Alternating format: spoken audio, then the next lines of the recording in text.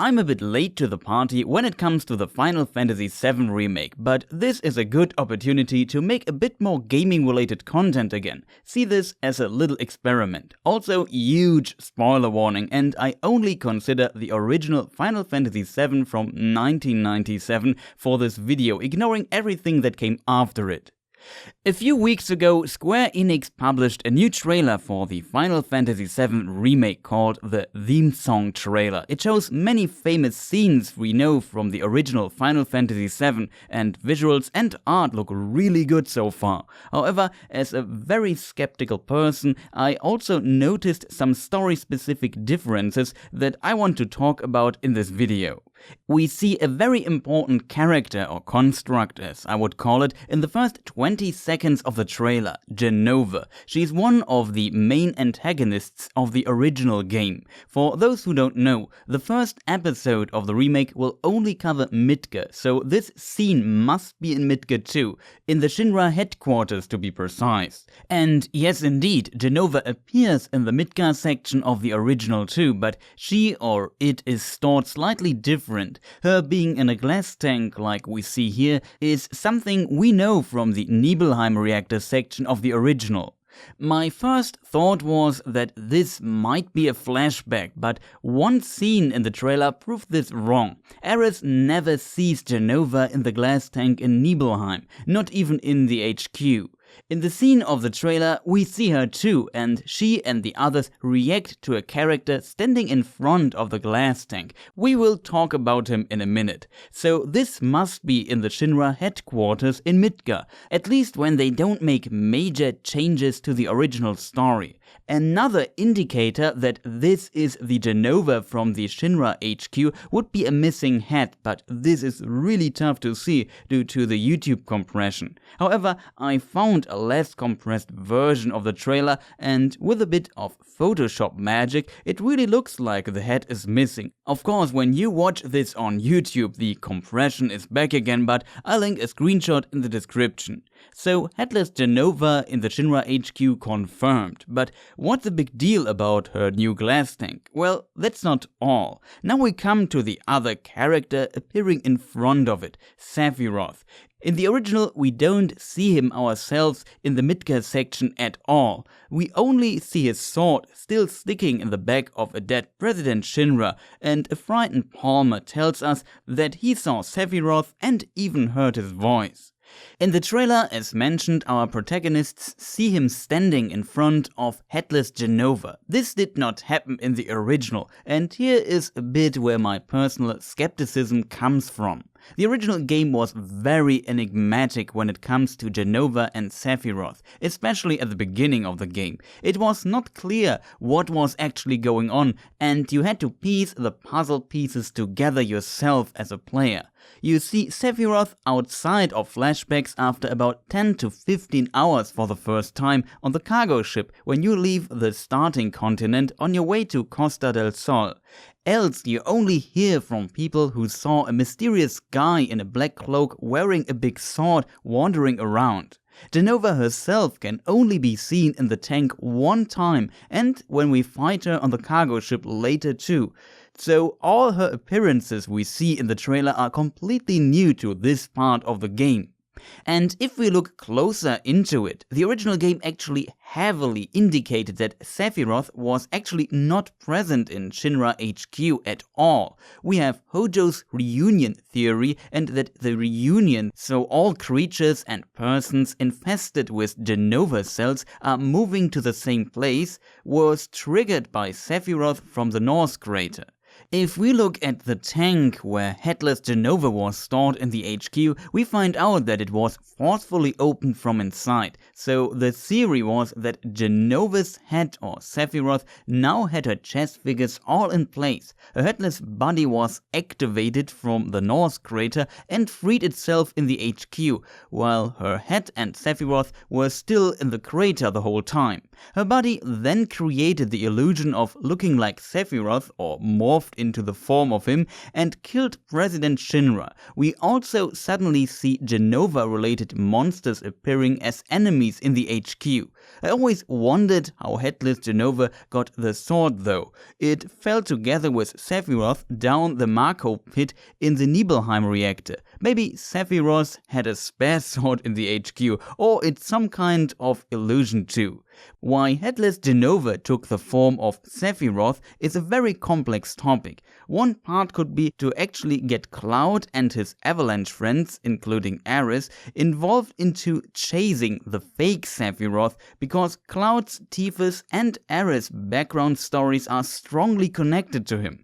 I always saw this as a manipulative act to bring the heroes into position. They were unaware of helping Jenova or Sephiroth, while thinking to do the right things themselves. As we learn through the game, illusions or shape-shifting, controlling others with Jenova cells in them, and being like a puppet master are common themes for Jenova. This can still be the case in the remake, but they seem to make things more apparent. A reason could be that the Midgar section is now far longer than in the original, and so it would be weird to still have no clue what's going on with Jenova and Sephiroth in a 40-hour game.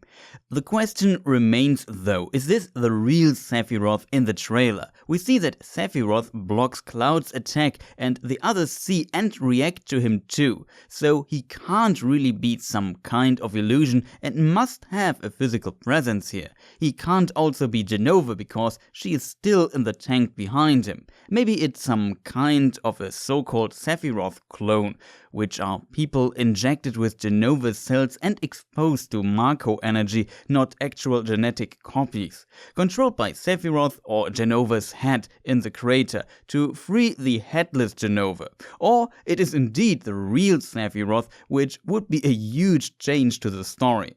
In a later trailer scene, we see Sephiroth dissolving into a mystical cloud and then disappearing, and the trailer cuts to the introduction scenes for Jenova's appearance, which looks actually like it is connected to a boss fight against her, so I assume it's not the real Sephiroth.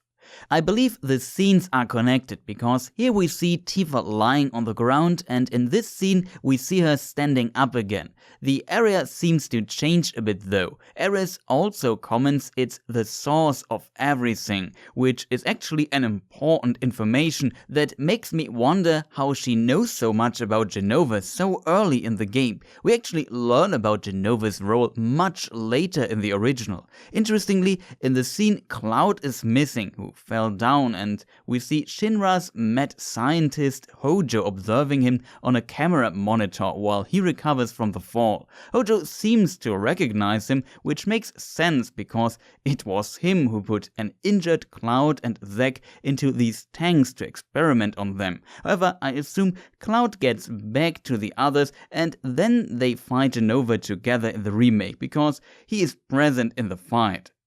What is also interesting, Aeris is there in all cutscenes. In the original game, you enter the HQ to rescue Aeris, which you accomplish. You also meet Red 13 and fight a biological experiment created by Hojo. On your way out, you get caught by the Turks and are then imprisoned. Jenova escapes during this time and strangely frees the group while they are asleep. The doors of the prison cells are suddenly open and all guards are dead. The blood on the ground makes the conclusion of Jenova freeing our heroes very plausible. However, this is also really late in the Shinra HQ section of the original, so you don't wander around with Aeris that much in the HQ. Assuming they don't change the saving Aeris part in the remake, the confrontation with Sephiroth on the bridge must be after Aeris was freed. We also see Red 13 in the scene if you look really closely. Was it just before the group gets imprisoned because Headless Jenova can't be in the tank when she frees Cloud and his friends? Or this time Sephiroth frees the group and then continues to free Jenova? Hojo opening the cells could work too because he comments on Cloud and maybe he wants to test his reunion theory. In my opinion, this seems like a huge change though. Same with fighting Jenova. Jenova's appearance looks like the Jenova Birth fight from the cargo ship. If we look at the new spooky head and the head of Jenova Birth, we can see some similarities. Of course, Jenova Life and Jenova Death look pretty similar too. In the original game, headless Jenova, as Sephiroth in disguise, always left a part of her body behind and then vanished or flew away, while her body part morphed into a giant form of Jenova that our heroes had to fight. In this scene, we see Sephiroth dissolving into a cloud, so maybe that's what we are seeing here. He could leave a body part behind that mutates into Jenova Birth in the remake. If they do this, it seems they will definitely change parts of the original story or move them around a lot. I'm quite curious how they will manage to do this and what impact it will have on the story. There's also another interesting element on their way out of Midgar. We see how these ghost entities or clouds swirl around the Shinra headquarters. They are also present in an earlier trailer. There it looked like it was in the slums of Sector 7 close to Tifa's bar, so very early in the game. In the original, we can only find a poor guy with a number tattooed on his arm who is actually connected to Jenova. It's, as we later learn, a Sephiroth clone. In early drafts of Final Fantasy VII, the developers thought about the hooded clones hovering above the ground, somewhat like this ghost entity here. Maybe they come back to this concept with a remake, and these things are indeed something like them. However, the mentioned HQ scene in the trailer of course indicates some supernatural powers, a power beyond the Shinra, and with that at Sephiroth and Jenova working in the background. Clouds in the sky and mist, for example, cover the sun and your sight, so these beings visually communicate illusion and mysteries through their design. The game clearly shoves this part into the face of the player, saying there's something mysterious going on that you can't fully see yet. Aeris even says the Shinra Electric Power Company isn't the real enemy. I promise you, there is a much bigger threat. Which directly confirms what I just said. As mentioned, it is strange that Aeris knows about that so early in the story, even though her mother probably told her a bit about a being in ancient times that crashed into the planet, forming the North Crater, and that was a calamity for the ancient people, the Cetera.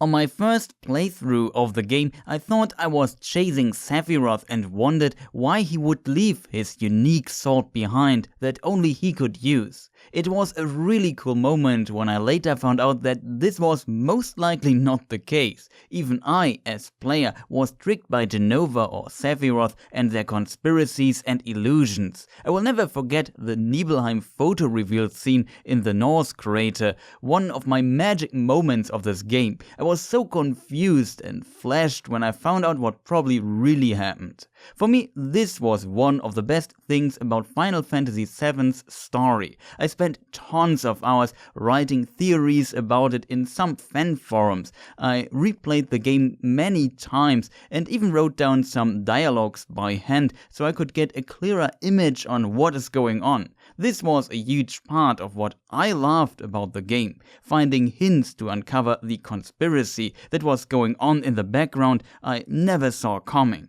While this might be much different for many other people, I feel that the remake will reduce this aspect of the original game, which would be a huge disappointment for me personally. I think the weird and at times confusing story that everyone interpreted a bit differently in details was a huge part what made this game so special, at least for me. On the other side, we found out much later that many aspects of, for example, the theory that Jenova is the true puppet master behind all of it were in parts only possible because of some translation errors in the not Japanese versions. A book called Final Fantasy VII Ultimania Omega, which includes interviews with the developers and unpublished material, actually denies this theory. Still, it was what we played back in the day outside of Japan. It will be forever part of the original version, and that version can be interpreted this way without a doubt, intended or not. I fully expect the remake to ignore this part of the original, but I'm curious what they have to sacrifice for it and what they will gain instead.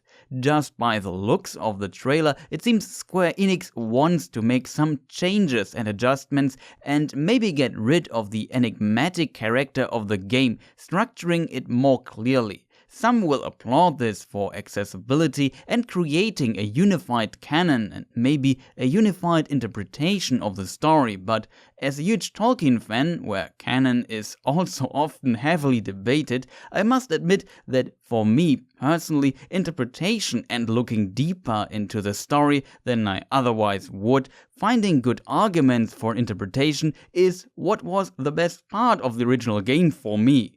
This was a huge part of Final Fantasy VII's legacy that I would wish to see in the remake. Maybe they will manage to recreate this just differently, it is hard to tell yet. What we have seen so far, besides some potential changes, looks very promising, and I will definitely look deeper into the story details when the game comes out. Thank you for watching. I hope you enjoyed this video. It's a bit of an experiment and I have some passion for it because Final Fantasy VII is, with the first Deus Ex from 2000, my favorite game of all time. So of course I'm interested when a AAA Final Fantasy VII Remake comes out and I want to share my thoughts. I can for sure improve a few things and I maybe make 1 or 2 additional videos about this. Don't worry, I will also make more Tolkien content. Let me know what you think of this in the comments and feel free to share your thoughts and theories there too. If you enjoyed the video, feel free to press the like button. In case you want to subscribe, consider pressing the annoying bell. Beyond that, you can follow me on Twitter. I also have a Discord server and sometimes I stream on Twitch. Feel free to join. Not sure what's next. I'm still working on some gaming related content and of course the next episode of my Lord of the Rings films and books references and differences series is planned too. Again, thank you for watching and goodbye.